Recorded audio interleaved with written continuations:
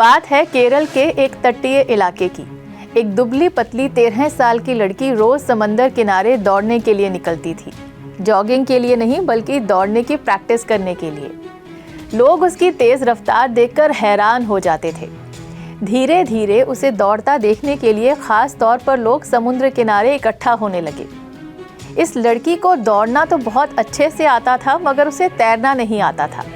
लिहाजा जब वे दौड़ने निकलती तो आसपास के लोग, यहाँ तक कि बच्चे भी उसकी हिफाजत के लिए आकर वहाँ खड़े हो जाते, ताकि वो अपनी प्रैक्टिस पर फोकस कर सके। लोगों के इसी साथ और खुद की लगन ने एक दिन इस लड़की को पहुँचा दिया रेस के मैदान पर, जिस पर दौड़ दौड़ कर कई बाधाएं पार कर इसने 14 गोल्ड समेत कुल 23 इंटरनेशनल मेडल्स देश के नाम लिखवा दिए।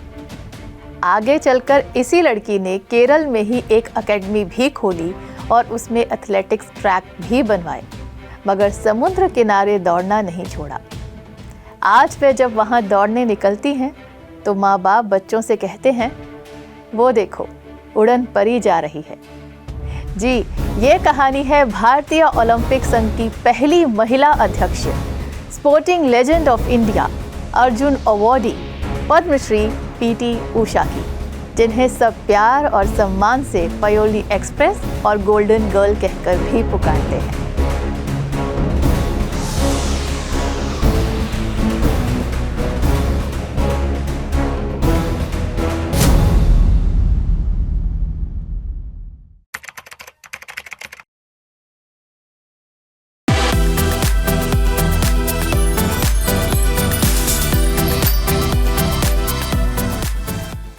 पीटी उषा का जन्म केरल के ही एक गांव कोथली में हुआ था, लेकिन उनका शुरुआती जीवन गांव पयोली में बीता।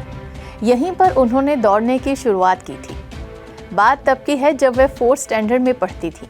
एक बार उनके पीटी टीचर ने उन्हें दौड़ते हुए देखा तो वो उनकी रफ्तार से चौंक गए। उन्होंने उसी स्कूल में पढ़ने वाली उनसे 3 साल सीनियर जिले की चैंपियन से उनका मुकाबला करवा दिया। टीचर की हैरानी का ठिकाना न रहा जब पीटी उषा ने जिला चैंपियन को भी रेस में हरा दिया। इसके बाद से वो लगातार जिला स्तर के मुकाबलों में हिस्सा लेने लगी और वहां भी जीतती रही। उनका असली करियर शुरू हुआ 13 साल की उम्र में, जब उन्होंने केरल सरकार द्वारा लड़कियों के लिए शुरू किए गए स्पोर्ट्स डिवीजन में दाखिला लिया, और ये हो पाया उनके चाचा जी की वजह से। दरअसल उनके चाचा उस स्कूल में टीचर थे और पीटी उषा की काबिलियत को देखकर वो चाहते थे कि उन्हें अच्छी ट्रेनिंग मिले। इस कारण उनके चाचा ने उनके माता पिता को पीटी उषा को स्पोर्ट्स डिवीजन में भेजने के लिए मना लिया। उनके परिवार ने ना सिर्फ उनका समर्थन किया, बल्कि ट्रेनिंग के दौरान उनका हौसला भी बढ़ाया। पिता मैदान में छड़ी लेकर पहुंच जाते थे ताकि सुबह सुबह दौड़ने की प्रैक्टिस करने निकली उनकी बेटी को कुत्तों से बचा सके। स्पोर्ट्स डिवीजन में ही पीटी उषा की मुलाकात हुई मशहूर कोच ओम नाम्बियार से। उनसे मिलना पीटी उषा के करियर का निर्णायक मोड़ साबित हुआ।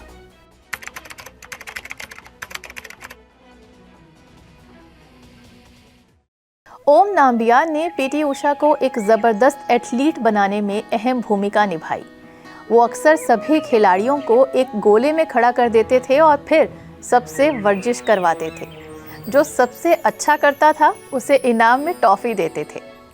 पीटी उषा को सबसे ज़्यादा टॉफीज मिली। जाहिर है वो उनकी फेवरेट स्टूडेंट बन गई थी। इतनी कि 80 के दशक के दौरान जवाहरलाल नेहरू स्टेडियम दिल्ली में एक बार नाम्बियार जी उनके लिए रेसलिंग स्क्वाड से भिड़ तक गए थे, क्योंकि रेसलर्स को बादाम वाला दूध मिलता था और पीटी उषा जी को नहीं। लड़कर वो पीटी उषा के लिए भी बादाम वाला दूध लेकर आए थे।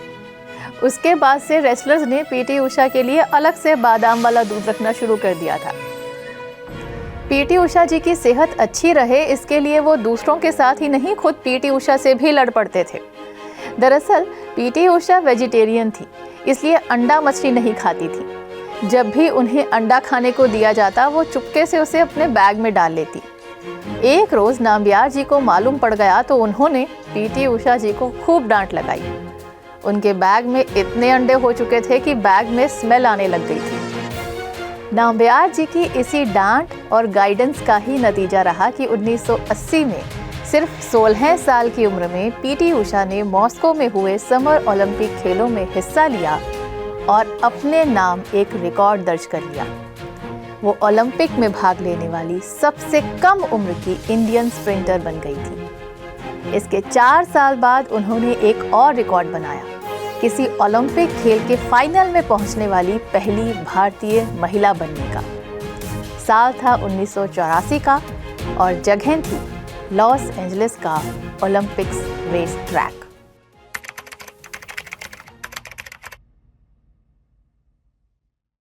बात तब की है जब लॉस एंजलिस ओलंपिक्स में क्वालिफाइंग राउंड और सेमीफाइनल में शानदार प्रदर्शन करने के बाद PT Usha 400 metre hurdle race यानी बाधा दौड़ के फाइनल में दौड़ने वाली थी। पीटी उषा लेन 5 में खड़ी थी। जैसे ही मुकाबला शुरू करने के लिए बंदूक दागी गई, पीटी उषा तेज रफ्तार से दौड़ पड़ी। लेकिन ये क्या, अचानक रेस को रोक दिया गया क्योंकि ऑस्ट्रेलिया की एथलीट सिर्फ एक कदम चलकर गिर पड़ी थी। जब दोबारा रेस शुरू हुई तो पीटी उषा बहुत नर्वस हो गई। उनका ध्यान बिल्कुल भटक चुका था। उनके हाथ पैर कांपने लगे थे। अब जब मुकाबला शुरू हुआ तो वे बहुत धीमा दौड़ने लगी, सेमीफाइनल से भी धीमा। लेकिन लड़खड़ाती हुई शुरुआत के बावजूद पीटी उषा आखिर के 3 खिलाड़ियों में शामिल हो गई। अब सबकी नजरें और उम्मीदें उन पर थीं। मगर जैसे ही रेस खत्म होने वाली थी, वो अपने सीने को आगे की तरफ नहीं झुका पाई और वो सिर्फ सेकंड के 100वें हिस्से से ब्रॉन्ज मेडल जीतने से चूक गई। इस हार से उनकी आंखों में आंसू आ गए। यहाँ तक कि नाम्बियार सर भी रो पड़े थे। लेकिन पीटी उषा ने हार कर भी सबके दिल जीत लिए थे।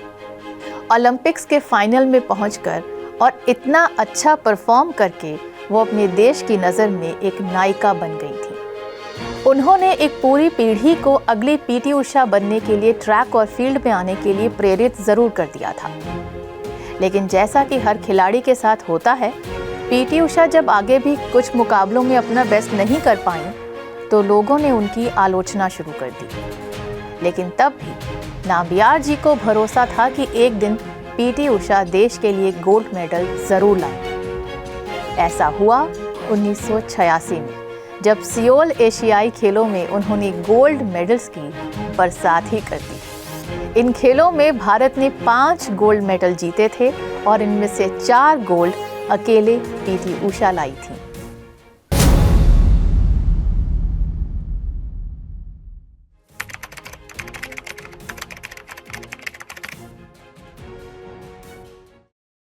उन्नीस में पीटी उषा ने वी श्रीनिवासन जी से शादी कर ली थी। वो खुद एक खिलाड़ी थे और कबड्डी खेला करते थे। शादी के कुछ ही दिनों बाद पीटी उषा ने एथलेटिक्स से ब्रेक ले लिया। शादी के बाद उन्होंने एक बेटे को जन्म दिया और उसके पालन पोषण में लग गई। लेकिन उनके पति चाहते थे कि वो खेलों की दुनिया में वापसी करें। उन्होंने ना सिर्फ पीटी उषा का हौसला बढ़ाया बल्कि उनका पूरा साथ भी निभाया ताकि वो वापसी कर अच्छा प्रदर्शन कर सकें। नतीजा ये हुआ, जब 1997 में पीटी उषा ने फाइनली रिटायरमेंट ली, तब तक वो भारत के लिए 103 अंतर्राष्ट्रीय मेडल जीत चुकी थी। खुद खेलना बंद करने के बाद भी वो खेलों के लिए कुछ करना चाहती थी। इस मकसद से उन्होंने युवा खिलाड़ियों को ट्रेनिंग देने के लिए एक एकेडमी शुरू कर दी। नाम रखा Usha school of athletics.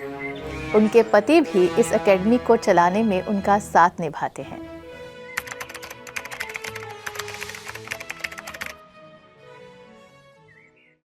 PT Usha को भले ही हम देश की महानतम खिलाड़ी मानते हैं, मगर उनका कहना है कि आज वो जो कुछ भी हैं, सिर्फ उनके कोच की मेहनत और उनके भरोसे की वजह से ही है। खेल जगत में उनके योगदान के लिए उन्हें कई अवार्ड्स मिले हैं। उन्हें राज्यसभा की मनोनीत सांसद होने के साथ साथ भारतीय ओलंपिक संघ की पहली महिला अध्यक्ष बनने का गौरव भी हासिल है। मगर जब आप उनके घर के अंदर जाते हैं तो आपको हर तरफ उनकी उपलब्धियां जरूर दिखाई देती हैं। उनकी ट्रॉफीज, मेडल, प्रधानमंत्रियों, नोबेल विजेताओं और विश्व के प्रसिद्ध एथलीट्स के साथ फोटोग्राफ्स दिखाई देती हैं। लेकिन जब आप उनके घर से बाहर निकलने लगते हैं तो एंट्री गेट के ठीक ऊपर ओम नाम्बियार की तस्वीर दिखाई देती है, जिनकी वजह से ये सब मुमकिन हो पाया। यानी जब आप घर के अंदर जाते हैं तो आपको पीटी उषा की उपलब्धियां दिखती हैं, और जब बाहर निकलते हैं तो उस शख्स का चेहरा दिखाई पड़ता है जिसकी वजह से ये सब पॉसिबल हो पाया। अपने गुरु को ऐसा आदर सम्मान देने वाली, ज़मीन से जुड़ी भारत की इस बेटी की कहानी के साथ ही आज का ये शो हमें यहीं ख़त्म करने की इजाज़त दीजिए। फिर मिलने तक के लिए नमस्कार। Take care of yourself.